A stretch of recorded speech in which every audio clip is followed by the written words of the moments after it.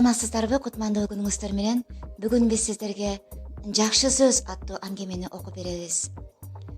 Жакшы сөз жарым ырыс дегендей, кулаагыңыздар ар дайым жакшы гана сөздөрдү уксун деген тилектер менен бүгүнкү аңгемени баштайлы. Күндөрдүн биринде падыша жан жөөкөлөрү менен шаарды кыдырып жүрүп, жашы 90го чыгып калган дыйкандын зайтун дарагын отургузуп жатканын көрүп калды.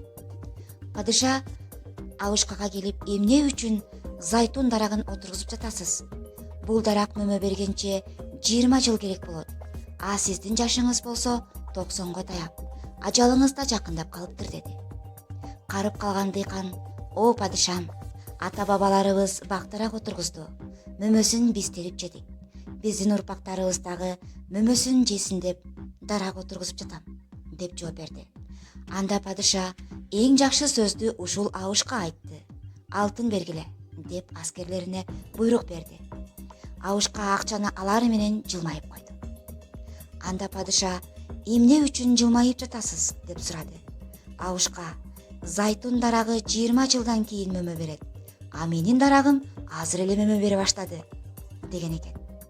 Анда падыша бул Абышка дагы эң сонун сөздү айтты. "Дагы алтын бергиле", деди.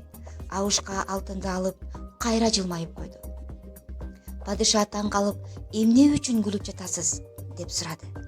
Анда Абышка: "Элдин дарагы, элдин багы жылына бир эле жолу мөмө берсе, а менин дарагым 2 ирет мөмө берди", деди. Падыша бул Абышка дагы эң сонун сөздү айтты. "Дагы калган алтынды бергиле", деп аскерлерине буйрук берди да Абышканын жанынан шашкан бойдон кетип калды.